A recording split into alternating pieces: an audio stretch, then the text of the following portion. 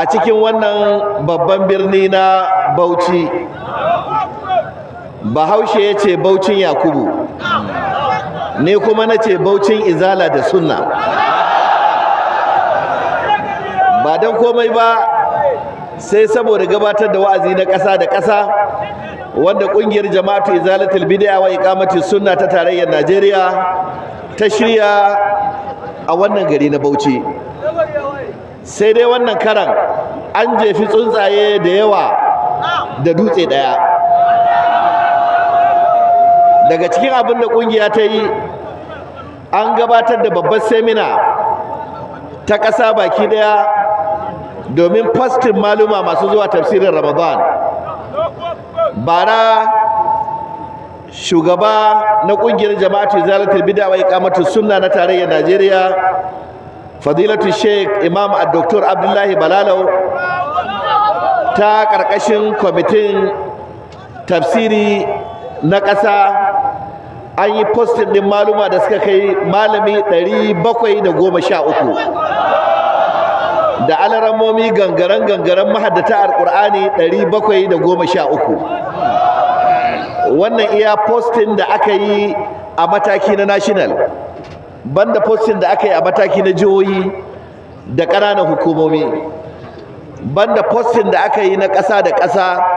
Akan tura masu tafsiri zuwa jamhuriyar Nijar, akan tura masu tafsiri zuwa ƙasar Ghana, akan tura masu tafsiri Benin Republic, ana postin masu tafsiri a ainihin ƙasar Togo, ana postin malamai masu tafsiri a Cote d'Ivoire, akwai malamai da ake postin su yi tafsiri a jamhuriyar wato Cameroon. To banda irin waɗannan maluma da ake posting, wannan iya wanda aka yi posting a cikin gida Najeriya ne. Yau aka kammala wannan semina ta ƙasa baki ɗaya, inda a nan ne ake ba maluma saƙon da za su tafi da shi a cikin watan Ramadan. Yadda a cikin watan Ramadan mutane suna natse, hankalinsu na jikinsu, za a zaunar da su a ba su tarbiyya ta wata ɗaya. A cikin wannan wata ɗaya duk wata shirka da bid'a matsiyaciya sai an bata dismiss letter.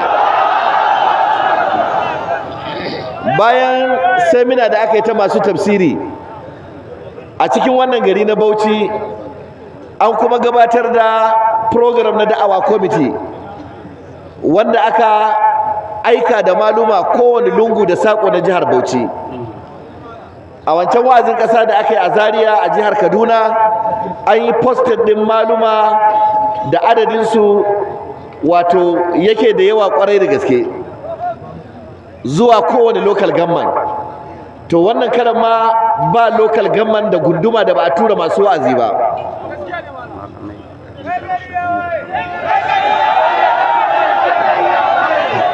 A wannan karan an yi posted ɗin maluma 129 a ƙananan hukumomin da ke jihar Bauchi.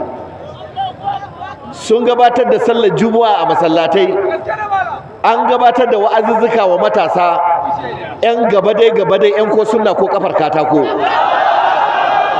an gabatar da wa'azuzzuka wa matan na masu hijabi waɗanda in muna so ɗan siyasa ya ci zaɓe za mu ɗan musu ishara mu ce marra aminkum munkaran falyughayyir. In muna so a kwantara shi da ƙasa, to an gabatar musu da wa'azi a kowane lungu a wannan jiha ta Bauchi. Sannan bayan wannan an gabatar da mitin na kwamitin welfare na ƙungiyar Jama'atu Izalatul Bid'a wa Iqamatus Sunna wanda yake karkashin ofishin Dr. Ismaila Basirka. Su ma sun yi taro a cikin wannan gari na Bauchi. Sannan yanzu ake gabatar da program na 4 wato shine wa'azi na ƙasa da ƙasa. To ina addu'a wayannan aikace da aka yi Allah ya sa musu albarka. Mai girma gwamna kuma ina maka albishir. Duk wayannan aikace da aka yi, in Allah ya yarda cikin ladar da Ubangiji zai bayar, akwai percentage da kake da shi na wayannan ayyukan gaba ɗaya da Allah zai baka. Ba don komai ba sai saboda gudunmuwa da ka bada domin ɗaukar nauyin wayannan aikace.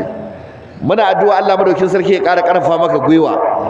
muna addu'a Allah madaukin sarki ya taimake ka ya maka jagoranci inda za ka yi daidai Allah ya karfafa ka inda za ka fada kuskure Allah ya gwada maka ya baka ikon kaucewa masu son su ga bayanka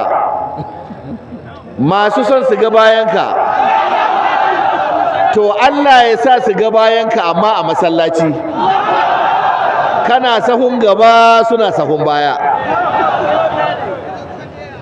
Shugaban kungiya na ƙasa Fadilatu Sheikh Imam Abdullahi Balalau,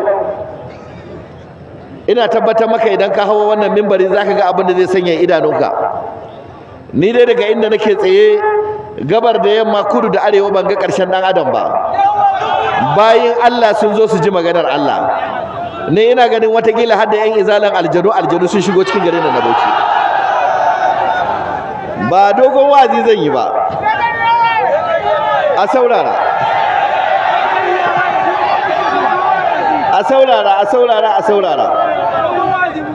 A saurara. Wato 'yan izala muna da wani abu. Zaka zagi malamin mu daga maka kafa. Ka zagi Sheikh Abubakar Mahmud Gumi muna kallon ka mu kyale ka. Ka zagi Sheikh Ja'far Mahmud Adam muna kallon ka mu kyale ka. Ka zagi Awwal Albanin Zaria muna kallo ba mu tanka ba. Ka zagi Sheikh Abdullahi Balalau muna kallon ka ba za mu ce komai ba. Ka zagi Sheikh Yakubu Musa ba mu tanka ba. Kun san dalili? Wannan personal issue ne, za ku je gaban Allah ku warware wannan a ranar tashin alkiyama. To amma idan kana so ka ga idan mu yayi ja, idan kana son ka ga tsawon mu, to ka zagi Annabi Muhammad sallallahu alaihi wasallam, ko ka zagi sahabban manzon Allah sallallahu alaihi wasallam. To a lokacin ne idan baka san me ake cewa turnuku ba, to zaka ganshi da idanunka har ka taba shi da hannunka. To tambaya a nan guri shine, wai me yasa ahlus sunna a duniya suka damu da sahabban manzon Allah sallallahu alaihi wasallam? Ba a zagin sahabbai su yi haƙuri, ba a zagin sayyidina Abubakar su yi haƙuri, ba a zagin sayyidina Umar su yi haƙuri, ba a zagin sayyidina Usman, sayyidina Aliyu, ba a zagin Aisha, ba a zagin Hafsa, ba a zagin Sauda, ba a zagin Juwairiya, ba a zagin Maimuna, ba a zagi.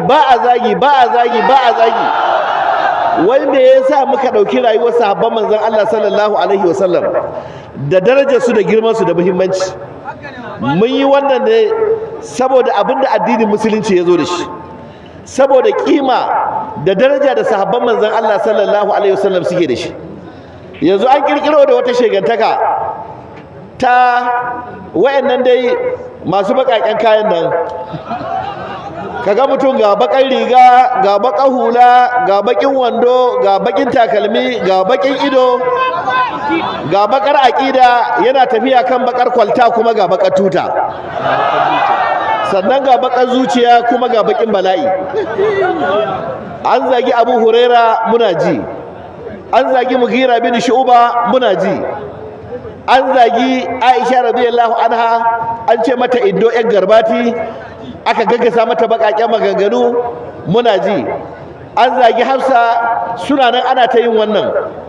To ku saurara ku ci, ba ka iya yin musulunci ba tare da sahabban manzon Allah sallallahu alaihi wasallam ba.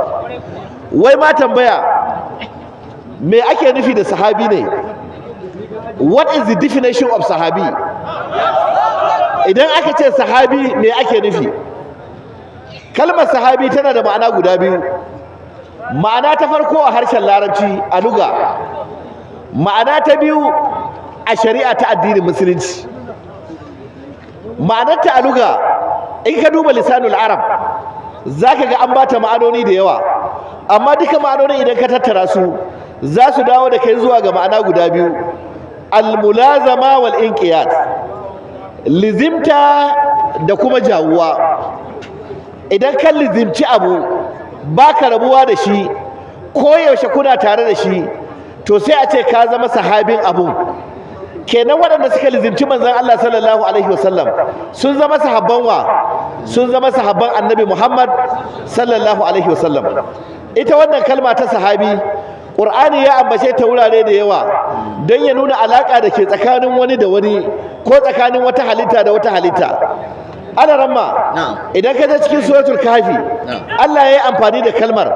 Allah ya ce wa kana lahu samar wa kana lahu sumurun fa qala li sahibihi wa huwa yuhawiruhu me yace ana aktharu minka malan wa a'azzu nafara. wato faƙala li sahibihi sai ya faɗa wa abokinsa aka ce sahib saboda sun lizimci juna ba sa rabuwa da juna. Ƙara matsawa gaba ƙala lahu sahibuhu wa huwa yuhawiruhu akafarta billazi khalaqaka min turabin summa min nutfatin summa sawwaka rajula. kun ga nan ma qala lahu sahibuhu an ambaci kalmar sahabi ko ba ambace ta ba? Je ka suratul tauba illa tansuruhu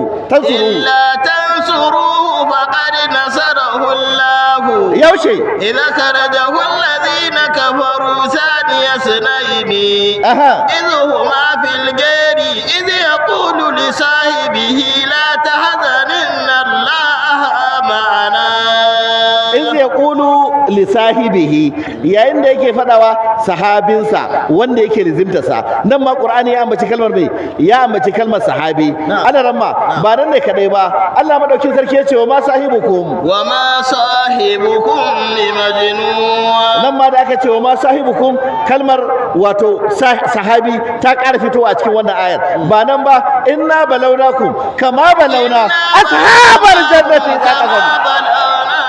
أصحاب الجنة إذا قسموا ليصرمنها مصبحين. shi yasa ƴan wuta waɗanda in suka shiga wuta za su lizimce ta ba ta rabuwa da su ba su rabuwa da ita sai Allah ya kira su sahabban wuta yace ulaika ashabun nari ulaika ashabun nar kai suka baro hum fiha khalidun. shi yasa ƴan aljanna da in sun shiga aljanna ba su rabuwa da ita ko yaushe suna tare sai Allah ya kira su da abokan aljanna sai Allah ya ce ulaika ashabul janna hum fiha khalidun. Allah ramma waɗanda za a ba su littafin su ta hannun dama sai Allah ya kira su da abokan dama wa ashabul yamin ma ashabul yamin yace wa ashabul maimanati wa ashabul maimana ma ashabul maimana yan banza da za a ba su littafin su ta hannun hagu ashabul mash'ama ma ashabul mash'ama kallaka gaba wa ashabul shimal ma ashabul shimal ashabul shimal fi samumin wa hamim. full stop. Wato kenan wannan kalma ta sahabi ta zo wurare da yawa alqur'ani mai girma amma duka ma'anar da take bayarwa shine lizimta da ke tsakanin guda biyu. Wannan na tare da wannan na lizimtar wannan shine ma'anar sahabi a harshen larabci. Amma a shari'a ta addinin musulunci wanda ake cewa sahabi shine mallakiyan nabiyyi sallallahu alaihi wasallam wa huwa mu'minun wa mata alal islam. mallakiyan nabiyyi sallallahu alaihi wasallam wa amana bihi wa mata alal islam shine duk wanda ya taba gamuwa da manzon Allah sallallahu alaihi wasallam. Idan dai ka taba gamuwa da annabi kuma aka yi sa'a kai imani da annabin sannan ka mutu akan addinin musulunci kai ake cewa sahabi. Kenan ko da makaho ne dan ba cewa aka yi marra annabi wanda ya ga annabi ba. Me aka ce mallakiyan nabiya wanda ya gamu. Kana iya gamuwa da makaho ko baka iya gamuwa da makaho. Wannan yasa makafirin su Abdullahi ibn Ummi Maktum su ma suka zama sahabbai duk da basu taba ganin manzon Allah sallallahu alaihi wasallam da idanunsu ba. Kenan waɗannan da suka rayu da manzon Allah sallallahu alaihi wasallam suka ganshi su ake cewa sahabbai. Su ne almajiran manzon Allah sallallahu alaihi wasallam, su ne ɗaliban manzon Allah sallallahu alaihi wasallam, su ne abokan manzon Allah sallallahu alaihi wasallam, su ne surukan manzon Allah sallallahu alaihi wasallam. ƴaƴansu annabi ya aura sun auri ƴaƴan manzon Allah sallallahu alaihi wasallam. wasallam. In za a je fagen daga su ne sojoji da kwamandoji, a masallaci su ne mamu. Annabi ya kai fatiha su ce amin, da su annabi yake cin tuwo, da su annabi yake shan ruwa, da su annabi yake kwana, da su annabi yake shiga, da su annabi yake fita, da su annabi yake zama, da su annabi yake tashi, da su annabi yake zagayawa, da su waɗannan bayin Allah su ne waɗanda a dukkan duniya babu mai darajar su. Allah ka ƙara wa sahabban manzon Allah sallallahu alaihi wasallam daraja. Ku saurara ku je ya ku bayin Allah, sahabban manzon Allah sallallahu alaihi wasallam suna da manya-manyan darajoji har guda 10 wanda duk duniya tun tarihin annabi Adam har kiyama ta tsaya babu al'ummar da ya baiwa wannan daraja sai sahabban manzon Allah sallallahu alaihi wasallam. Ka shaidin kada zagin sahabi, to balle masu zagin matan annabi. Ku saurara ku ji, duk wanda ya zagi matar annabi Aisha radiyallahu anha, duk wanda ya zage ta ku ce masa uwarka ka zaga. Waye zaga? Kuna jin tsoron faɗa ne? Waye zaga? Uwar shi ya zaga. Inda yana da imani, idan shi arne ne ba matsala, amma matukar cewa mai imani ne shi kuma ya zagi Aisha, ya zagi uwar shi. Kun san dalili na? Aisha matar annabi ce ko ba matar annabi bace? Matan annabi iyayen mumine ne ko ba iyayen mumine bane? A'a, kar ku yi gaugawa, bari Qur'ani ya ansa mana. Annabiyyu auladul mu'minina wa auladul mu'minina min anfusihim wa azwajuhu ummahatuhum. Allah ya ce annabi Muhammad sallallahu alaihi wasallam azwajuhu matansa ummahatuhum iyayen mumine ne. Kenan wane ne ya ce matan annabi iyayen mumine ne? Allah. Sai ka zagi matar annabi, kenan wa ya zaga? Uwar shi ya zaga in mumini ne shi, in arna ne ko ba matsala. Akwai wani matsiyaci wai shi Aisha ba uwar shi bace, nace ba matsala, ba uwarka bace, daman kai mun san uwarka. Fa ummuhu wace ce? To karasa da shi hamiya. Yau daga sanda ya ce Aisha ba uwar shi wace muka ce ba matsala, mun san uwar shi. Wace ce uwar shi? Sunan uwar shi Hawiya. Kai daga jin sunan akwai daɗi ko ba daɗi? Fa ummuhu Hawiya.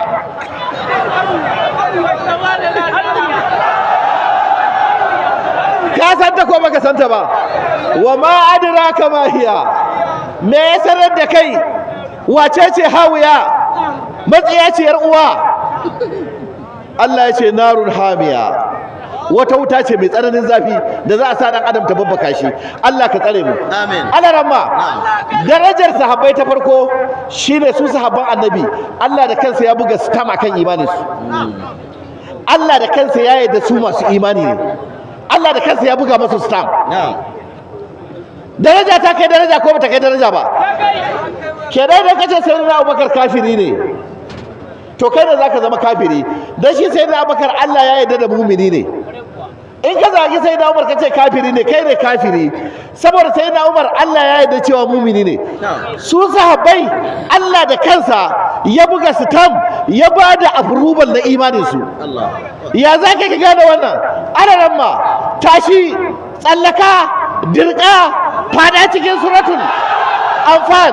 Allah ya ce kama akhrajaka rabbuka min baitika, akhrajaka rabbuka min baitika bil haqqi wa inna fariqan min al mu'minina lakarihun. to tsallaka suratul Ali Imran, wa idh gadawta min ahlika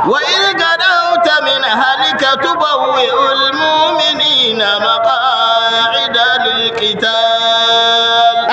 Wallahu sami'un alim. Lokacin da manzon Allah sallallahu alaihi wasallam ya fita da jijjifi zuwa filin Badar, kai ku ce Allahu akbar. Wai tare da su waye je? Ba ku an samu ba. Tare da su waye je? Da sahabbai ya je, su ne sojoji. Allah ya ce tubawwa'ul mu'minina, masu imanin nan kowa kana nuna masa inda zai tsaya ya rike takobi daga nan zai ai dauki ba dadi da shi. Amma da Allah ya zo maimakon ya ce kana nuna wa sahabbai inda za su tsaya sai ya ce kana nuna wa masu imani inda za su tsaya. Kenan su wane ne masu imanin da aka ce tubawwi'ul mu'minina ba ku an samu ba? Sayyidina Abubakar yana ciki ko baya ciki? Sayyidina Umar yana ciki ko baya ciki? Sayyidina Ali yana ciki ko baya ciki? Abdurrahman bin Auf yana ciki ko baya ciki?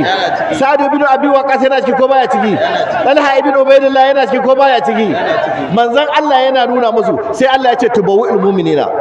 Amma ku faɗa tsakaninku da Allah, tsakaninku da Allah. Kuma ne yana wurin? La. Dabarisi? La. Kulaini? Wali mai harsashi 37.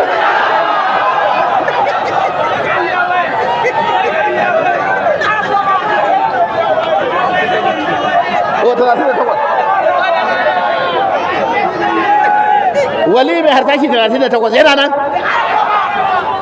Amma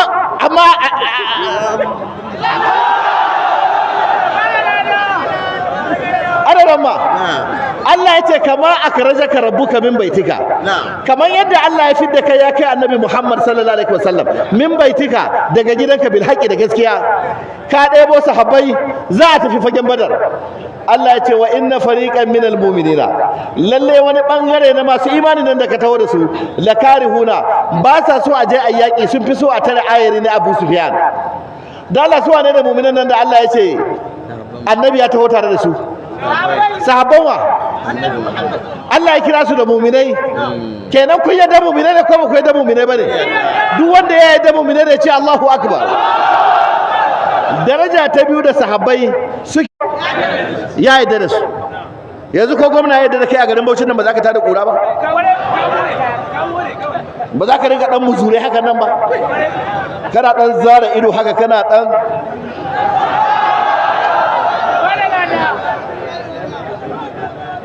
su sahabbai Allah ya ce ya yarda da su. Wani zai ce a ina saurara mu yan izala ba ma mu sai da zakara a alqur'ani mai girma ana ramma Allah madaukin sarki ya ce laqad radiyallahu anil mu'minina laqad radiyallahu anil mu'minina idh yubayyi'unaka tahta ash-shajarati fa'alima ma fi qulubihim fa'anzala as-sakinata 'alayhim wa asabahum fatahan qariba. To ana ramma bannan je ka suratul tauba was-sabiquna al-awwaluna min al-muhajirina wal-ansar wal-ladina tabauhum bi-ihsan. Allah ya yarda da su. Radiyallahu anhum wa radu an. Basu ji ba. Radiyallahu anhum wa radu an. Basu ji ba. Radiyallahu anhum wa radu an. Nan basu ji ba. Radiyallahu anhum wa radu an. To kai su aljanna. وأعد لهم جنات تجري تحتها الأنهار خالدين فيها أبدا. Allah ya ce laqad radiyallahu anil mu'minin. Haƙiƙa Allah ya yarda da mu'minan nan. Ya Allah su wane ne wayannan mu'minai? Ya Allah yaushe ka yarda da su? Allah ya ce iz yubayi'unaka tahta shajara, yayin da suke maka mubaya'a karkashin wannan bishiyar bai'atul ridwan. Manzon Allah sahabbai ya dauko guda 1400 a wata ruwaya, a wata ruwaya sahabi 1500 za su je Makka su umra. Kafirai suka ce ba za su ba su shiga cikin garin Makka ba. Manzon Allah ya tura Usman dan Affan ya je ya gaya wa kafirai ba yaƙi ya kawo shi ba, ya zo ya umra ne. Kamin Usman dan Affan ya dawo aka yada jita-jita cewa an kashe sayyidina Usman. Manzon Allah ya ce ai masa mubaya'a sai ya dauko fansar sayyidina Usman. Ya zauna sahabbai suka yi layi suna mika hannu suna masa mubaya'a. Sahabin da aka yi mubaya'a da shi yace bayana rasulullahi sallallahu alaihi wasallam yawma izin ala al-maut. Yace ranar mun yi wa manzon Allah mubaya'a ne akan mutuwa, ko mu mutu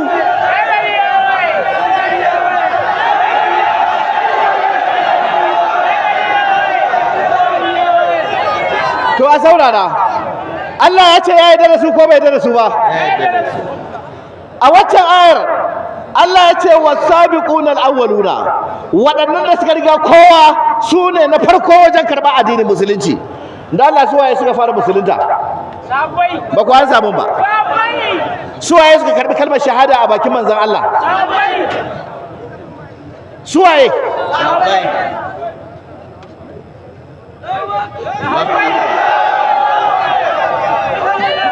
minal muhajirin wal ansar daga muhajirun suwaye ne muhajirun sahabbai ne suka hijira daga makka wal ansar da ansar suwaye ne ansar su ne sahabban madina da suka karbi bakin muhajirun da suka zo wayannan sai Allah ya ce wallazina taba'uhu da waɗanda suka biyo bayan su amma su waɗanda suka biyo bayan da sharadi bi ihsanin sai sun biyo bayan da kyautatawa sahabbai ne kadai ba a sa wa sharadi ba ba a ce minal muhajirin wal ansar bi ihsanin ba su sahabbai ba sharadi Allah ya yarda da su amma mu da muka biyo baya mu sai mun kyautata wallazina taba'uhu sai aka sa sharadi aka ce bi ihsanin sai Allah ya ce radiyallahu anhum wa radu'an Allah ya yarda da su su ma sun yarda da Allah kenan sahabbai yaddadun Allah ne in ji Allah madaukin sarki a ina a cikin alkur'ani mai girma kai ku saurara ku ji sahabban manzon Allah sallallahu alaihi wa sallam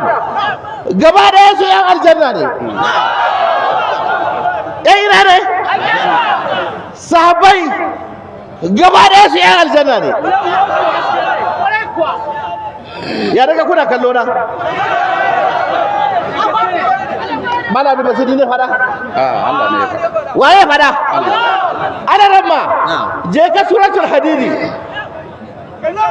wa ma lakum alla tunfiqu fi sabilillah wa ma lakum alla tunfiqu fi sabilillahi walillahi mirasu samawati wal ardh la yasawi minkum man anfaqa min qabli al-fathi wa qatal أولئك أعظم درجة من الذين أنفقوا من بعد وقاتلوا أما إلى الله ذاك وكلا وعد الله الحسنى والله بما تعملون خبير الله سيرا وصحبه كشي بيو akwai waɗanda suka yi imani kamin a fatahu makka suka ciyar da dukiyarsu suka yi jihadi akwai waɗanda sai bayan fatahu makka musulunci ya yi ƙarfi sannan suka yi imani suka ciyar da dukiya suka yi jihadi Allah ya ce waɗanda suka yi kamin fatahu makka sun fi daraja a wajen Allah fiye da waɗanda suka yi bayan fatahu makka amma da waɗanda suka yi kamin fatahu makka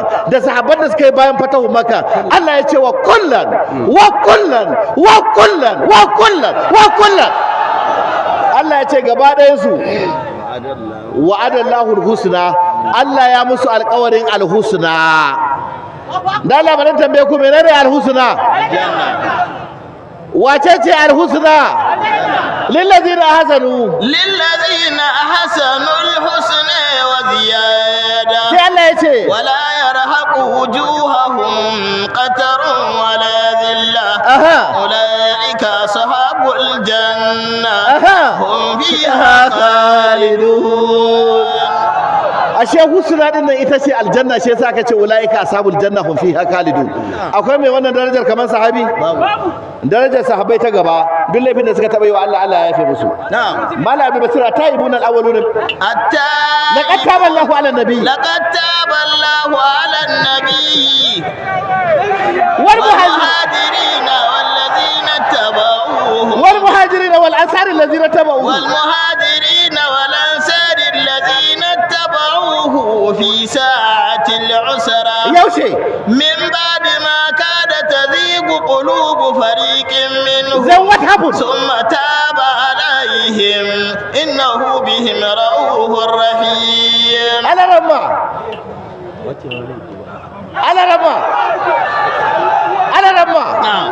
je ka suratu ali imrana ka san taurin kan tsiya ne da su sai ka hada da aya ka innal ladhina tawallaw minkum yawmal taqal jam'ani innal ladhina tawallaw minkum yawmal taqal jam'ani sadallahum ash-shaytanu bi ba'd ma kasabu Allah ya yafe musu ko bai yafe ba qad afallahu anhum inna allaha ghafurun kai ku ce Allahu akbar na ce guda 10 na zo na hudu mai dakatarwa ya dakatar da ni ai tawazi sai gari ya waye matasa kun shirya a yi ta caji hatta madalai alfajar duk matashin da ya shirya shi Allahu akbar Allahu akbar Allahu akbar Malam Basir liyanci masu Allahu akbar nan goraye ne kaga wani goro can har ƙara tsawo yake Allahu akbar wato ai tawazi sai safe to tashi za ba za a yi tawazi safe ba amma ba yanzu za a tashi ba ba yanzu za a tashi ba ba yanzu za a tashi ba kada ku manta shugaban majalisar malamai na ƙasa Dr. Ibrahim Jallo Jalingo dan Madina ta bani ka ji hadisi yana nan azumi Sheikh babban daraktan da'awa babban trustee kura tun kina karama sunan ke ya ɓace wajen yan bid'a Sheikh Yakubu Musa Hassan Katsina sautin sunna Allahu akbar yana wurin a zaune shugaban kungiya na ƙasa Fadilatu Sheikh Imam Abdullahi Balalau yana nan babban malamin nan masanin fiqh da tafsiri Sheikh Habibu Yahaya Kaura Katsina yana nan doktoci kuma da masu digiri da masu digirgir da masu digir da farfesoshi suna nan a zaune saboda haka wazi yau ba san da za a tashi ba kuma mai girma gwamna shi ba yana nan kuma zai hawa kan mimbarin nan ya yi magana da ƙarfin Allah maɗaukakin sarki saboda haka ba a tashi ba kowa ya gyara zama ya zauna wa'azi yanzu za a fara yau in Allah ya yarda wa'azi sai kaga wa'azi da idan kan baka taba ganin shi ba in kana so har ka dan taba ka ce la ashe wa'azi haka kake walau annahu fa'alu ma yu'azuna bihi annahum fa'alu ma yu'azuna bihi lakana khairan lahum wa ashadda tathbita bai Allah zai musu yin sai aiki da wa'azi atainahum min ladunna ajran azima ne Allah zai kara musu da shi hadainahum siratan mustaqima kitabuhu mis wa fi dhalika nafasil mutanafisun سبحانك اللهم وبحمدك أشهد أن لا إله إلا أنت أستغفرك وأتوب إليك السلام عليكم ورحمة الله وبركاته وعليكم السلام ورحمة الله وبركاته الله ka kashe mu muna ƙaunar sahabbanka Allah ka tada mu tare da sahabban manzanka annabi Muhammad sallallahu alaihi wasallam ni ina jin ko dai harsasai ne guda 38 din nan ko baraguzai ne ina jin dai an hidda su ko ba su hita ba Allah ya gafarta mana akwai wata muhimmiyar sanarwa da ya kamata kowa ya saurara ya ji in ka ji ka sanar da wakilin jihar ku cewa kwamitin samina yana sanar da duk wanda ya halarci samina kuma ya yi registration cewa ya je can wajen motar wakin kwamiti ba kuma kowa zai je ba wakilin kowace jiha ya je ya amso masa certificate ɗinsa a can gurin ya zama shirye insha Allah ta'ala kafin mu ci gaba da wa'azi bari in dan tsaya a nan gurin in kira shugaban kungiyar jama'atu zalatul bid'a wa iqamatu sunna na tarayyar Najeriya shugaban haɗin kan kungiyoyi Balalau akwai bayanin da ya kamata mu ji daga bakin shugaba alhamdulillah wal khairu kulluhu fi ma jaa bihi kitabullah wal fawz wal falahu fi mutaba'ati sunnati wa ma amara bihi rasulullah wal bid'atu kulluha shar wa man ittaba hawahu faqad dallahu Allah nahmaduhu ta'ala addabana bil Qur'an wa ashhadu an la ilaha illa Allah wahdahu la sharika lah wa ashhadu anna Muhammadan abdullahi wa rasuluhu adda al-amana wa balagha risala wa nasaha lil umma وجاهد في الله حق جهاده حتى أتاه اليقين صلوات ربي وسلامه عليه وعلى آله وأصحابه ومن تبعهم بإحسان إلى يوم الدين أما بعد ‘yan uwana ‘yan izala da sauran ahalus sunna da suka zo daga ko'ina mai girma gwamnan jihar Bauchi, His Excellency Distinguished Senator Bala Abdulkadir Kauran Bauchi, wanda ke tare da mu ba shi kadai ba da gwamnatinsa gaba daya, hadda mai girma deputy governor da duk wanda yake da ruwa da tsaki a gwamnati. Mai girma gwamna ya taho tare da su zuwa wurin wannan taro mai albarka. Ina karanta mana gaisuwan addinin musulunci, assalamu alaikum wa rahmatullahi wa barakatuh. Da farko muna ƙara godiya ga Allah subhanahu wa ta'ala mai kowa mai komai da ya kaddara mana wannan haɗuwa mai albarka. Ina addu'a yadda muka taru tun daga kwanaki 2 ko 3 da suka wuce, ana gabatar da semina da taro da kuma tura maluma masu wazi na da'awa a wannan jiha ta Bauchi, jiha mai albarka. Kullum in mun shigo wannan jiha ba za mu gushe ba sai mun yi addu'a ta musamman ga shugabanmu na wannan kungiya na farko, marigayi Alhaji Musa Muhammad Mai Gandu. Allah ya gafarta mishi. Bauchi jiharsa ce wanda duk lokacin da muka tashi za a yi taro nan Bauchi ake zuwa, ta zama kamar wani headquarter da wannan kungiya. Da haka ba za mu manta da garin Bauchi ba. Irin wannan kara da girmamawa da mutanen Bauchi ke yi wa wannan kungiya, babu abin da za mu ce sai mu yi addu'an Allah ya saka musu da alkhairi. Musamman mai girma gwamna na wannan jiha ya yi duk abin da ya kamata a ce ya yi wurin kulawa da wannan kungiya a wannan jiha. Kun san inda muka yi taro ɗazu da kuma inda aka yi taron kwana 2 ko 3 da suka wuce.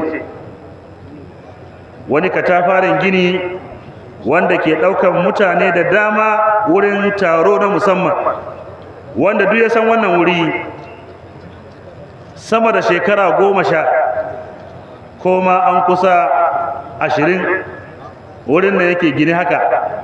Wasu ba sani ba, wanda ya gina wannan wuri shine Senator Bala Abdulkadir Kauran Bauchi, tun kafin ya zama gwamnan Bauchi, tun yana ministan Abuja. Kuma yanzu da aka yi taro an yi sabon shugabanci a wannan jiha, Professor Zubairu Madaki shine sabon shugaban wannan kungiya. Bayan ɗan lokaci kankani daga zuwansa bai wuce wata 3 ba, aka yi taro cewa za a gina sakatariya na kungiya a jiha. Shi gwamnan jiha ya zo ya shugabanci abin, ya kuma ba da umarni ga sanata Shehu Buba cewa a je a karasa wannan gini. Kuma yau mun je mun bude wannan gini. Mai girma gwamna, muna godiya, Allah ya saka maka da alkhairi. Kuma shugaban jiha da sauran 'ya'yan kungiya sun nuna mana gudumawa da suka nema a wurinka, ko sisi baka rage ba. Abinda suka rubuto kace abinda kuka nema gashi an baku. Saboda haka ya ku yan uwa, mai girma gwamna ya cancanci a yi mishi addu'a. Muna fatan Allah ya saka da alkhairi. Mai girma gwamna, an tura malamai sama da 130 da wani abu, sun je local government 20 da ke wannan jiha ta Bauchi. Aka raba maluma suka yi da'awa. Masallatan juma'a sama da masallaci 204 aka je aka yi da'awa. Maluma bibbiyu ko 3 sun zaga ƙananan hukumomi 20 na jihar Bauchi. An yi hudubobin juma'a, sannan tsakanin sallar magariba da lisha an yi wa mutane wa'azi a masallaci, sannan da safe a wurare da yawa an yi wa mata wa'azi. Wannan ya nuna irin kokari da wannan kungiya take. Mai girma gwamna, mun zaɓi jihar Bauchi don mu zo mu yi taro na musamman wanda daga shi sai shiga watan azumin Ramadan. A nan a bana mun yi postin an tura maluma sama da malamai 860 zuwa masallatai daban-daban a Najeriya, tare da alarammomi kuma masu kama da haka 860. In ka hada 860 malamai alaramma 860 ya zama nawa 1,600 ko da 700 da wani abu.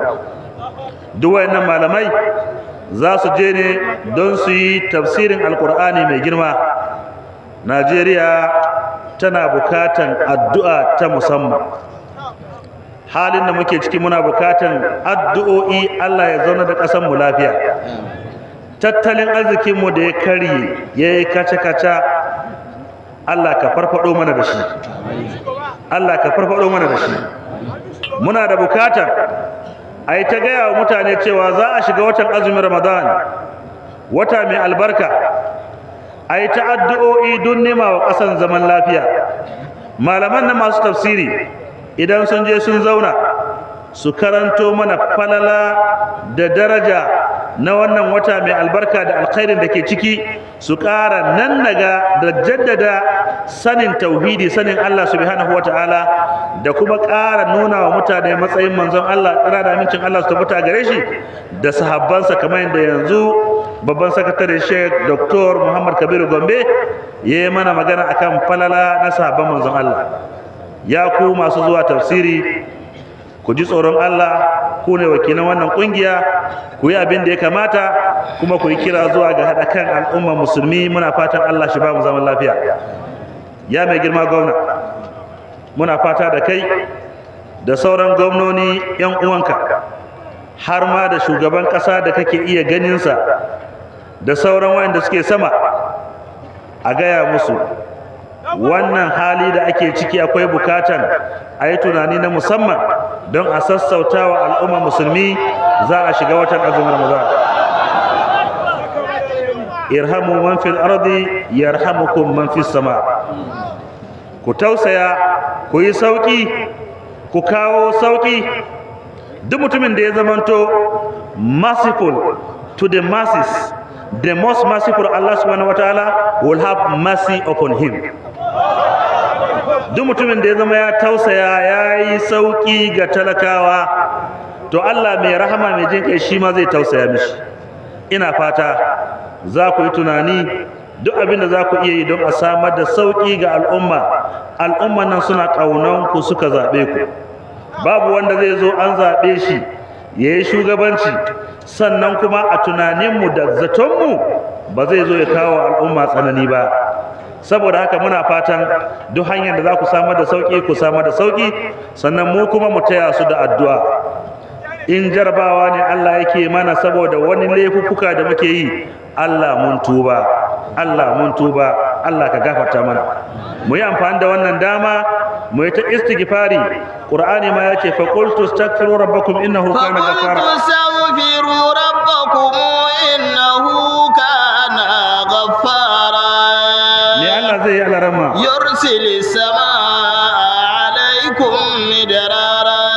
Sana ai me kuma? Wa yumdidukum bi amwalin wa banina wa yaj'al lakum jannatin wa yaj'al lakum anhara. Ya ku mutane, yawaita istighfari na sa Allah ya sassauta wa al'umma. Dalilin istighfari za a samu saukin tattalin arziki, za a samu karuwan arziki, za a samu ruwan sama, za a samu 'ya'ya masu albarka. Allah ka ba mu ikon tuba. Amin. Sannan manzon Allah ya kasance mai yawan alkhairi a cikin watan azumin Ramadan da ma wajen Ramadan. Kana Rasulullah sallallahu alaihi wasallam ajwadan nas. Manzon Allah ya fi kowa kyauta. Babu ma irin lokacin da yake kyauta kamar yaushe, cikin watan azumin Ramadan. Saboda haka kowa ya zama mai alheri da yawaita karatun alkur'ani mai girma.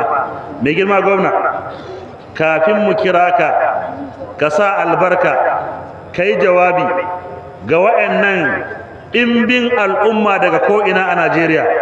wanda sai ka hau nan za ka gani watakila saboda rashin isasshen haske da ka ga abin mamaki. Shi yasa mai girma gwamna ya ce ai da ya san haka za a yi da wannan taron ba a nan za a yi ba da an yi a stadium. Ya ce stadium na Bauchi naku ne shugaba, ba yadda za ku nema mu hana ku, kun cancanta ku namu ne, don haka nan gaba ba za mu sake yadda a yi taro a cikin kunci irin wannan ba, ku je stadium a baje kolin alkur'ani da sunna. Ina zaune ke gaya mini ya damu kwarai. Mai girma gwamna ka yi haƙuri, taro na gaba in Allah ya da a ina za a yi a stadium na ina na Bauchi. Saboda haka muna fata Allah ya saka maka alkhairi. Ƙungiyar nan tana ba da gudumawa mai yawa wurin taimakawa zaman lafiya, wurin faɗakar da matasa kan shaye-shaye, wanda har yanzu an zo da wani sabon abin sha mai suna kurkuran baki. Akwai 'yan kurkura a kurkura, shi ma yanzu mun gano cewa ƙwaya ne, don haka mun sa ido a masallatai da wurare 'yan agaji ku sa ido duk inda aka ga wani na sayar da abin kurkura a masallacin mu ku kamo shi, a hada shi da kwamitin masallaci, a hada shi da mutanen jami'an Brigadier General Buba Marwa su yi maganin shi dan ƙwaya ne. Saboda wannan tarbiyya da muke bawa al'ummanmu, ya mai girma gwamna zai baka sha'awa, yau mun karrama wani dan agaji mai suna Salisu Abdulhadi Kankiya. Dan agaji ne, kun san abin da yayi? Ina so mai girma gwamna ya san irin aminci da irin kokari da irin tsayin daka da 'yan agajin izala suke yi. Wannan dan agaji abin da ya tsinta, ya tsinci jakar wata mata, irin jaka irin na mata. Matar nan ta shiga wani hali ta yadda jakanta, ta nema ta rasa, alhalin ta kama hanya ne 'yar kasuwa za ta je ina? Dubai. Abin da ke cikin wannan jaka dola ne na Amerika da euro da kudade irin na kasar Kuwait da kuma sauran kudin kasashen waje. Kiyasin abin da yake cikin wannan jakan sama da naira miliyon 100 naira. Amma dan agajin mu saboda tsoron Allah, saboda tarbiyya da ya samu, da ya tsinci wannan jaka sai je wurin 'yan sanda ya ce, na tsinci jaka amma ba zan ba ku ba, jakan na gidana, amma ku sani in an zo an yi cigiya to akwai jakan a hannuna. Ya rika ba da sanarwa, mahaifiyarsa ta ce ka ajiye wannan jakan sai mai ita ta zo, kuma duk yadda aka yi in mai ita ta bayyana ka ɗauka ka kai mata, kuma in ta ɗauki sisi ta baka karka ka baka ce ka yi aikin nan saboda Allah. Kuma haka aka yi. Ya mai girma gwamna, aka yi cigiya sai ga wannan mata ta bayyana. Tana bayyana ta faɗi kalan jakanta da adadin kuɗin da ke ciki, ana buɗewa aka kirga aka samu hakan. Wannan mata aka miƙa mata, tana karɓa, ta yi murna, ta ɗauki wani abu, ta ce to amma zan tambaye ka, tsakani da Allah, Allah ya sa dai kai ba ɗan izala ba ne. Allah ya sa wannan aiki da kai, Allah ya sa ba ɗan izala ba ne, saboda Allah ya sa min ƙin izala. Ya ce hajiya ba ma ɗan izala kawai ba, ɗan agajin izala ne. Sai ya cire ID card ya nuna mata, ta ce asha yau hajiya za ta shiga izala ba tare da shiri ba. Magana da ake yanzu hajiya ta ce ita ce na sahun gaba-gaba a izala, saboda ta miƙa kuɗi. ɗan agaji ce na yi don Allah, ta yi ya karɓa, ya ce wallahi ba ni karɓan komai, na yi ne saboda Allah.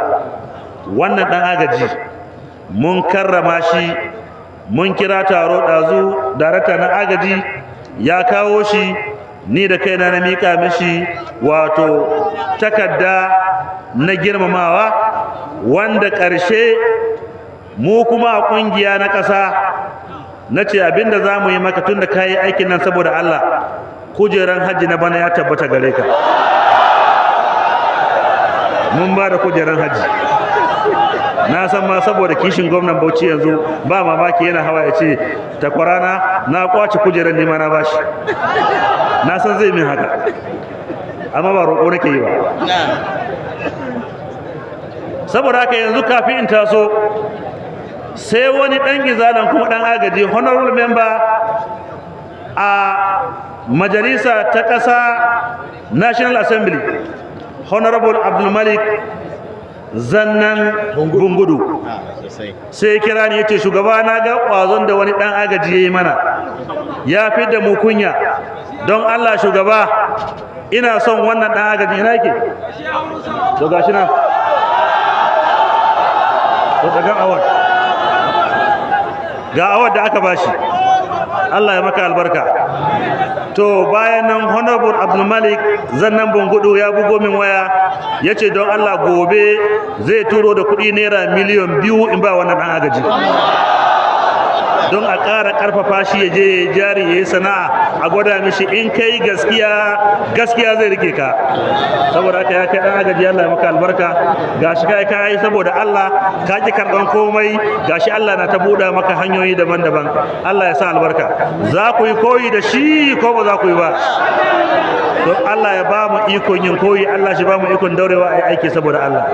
Ɗan agaji sauka ƙasa ka je ka gaisa da mai girma gwamna, wata kila bai taɓa gaisuwa da gwamna ba, yau zai hannu da gwamna saboda gaskiyansa ko to saboda haka idan kai gaskiya al'umma za su soka, za su yi abubuwan da ya kamata su kuma kula su yi abin da ya dace. Ina addu'a Allah madaukakin sarki ya ƙara sanya albarka da wa'annan 'yan kalmomi. Nake ƙara jan hankalinku cewa wata Ramadan na zuwa, kuma akwai tsare-tsaren da wannan ƙungiya ta yi na quiz competition. Ana ji muryarsa. Akwai tsare-tsare na quiz competition da za a sake yi na wannan kungiya a ban littafi. Ga daraktar nan na education an tsara littafi na quiz, za mu raba shi a ƙasa primary, junior da secondary school. Bayan an raba wa dukkan makarantunmu in Allah yadda za a sa ranar da za a zo a yi wannan quiz na ƙasa baki ɗaya. Kuma ƙarin bayani a tuntuɓi ofishin darakta na education na basic education shine Dr. Ibrahim Abdullahi Sani Rijiyar Lemu, mijin Amira. Allah ya sanya albarka. Wannan quiz din da za a yi ba na Najeriya bane, na Afirka gaba daya. Za mu kira kasashen Afirka gaba daya mu zo mu ga yadda ahlus sunna suke karatu, a haɗu a goga a yi competition na quiz, mu ga wace ƙasa ce za ta zamanto na daya. Allah ya nuna mana, Allah ya kai mu lokaci. Da wannan nake kiran mai girma gwamnan jihar Bauchi, distinguished senator Bala Abdulkadir Kauran Bauchi, ya hau ya sanya wannan taro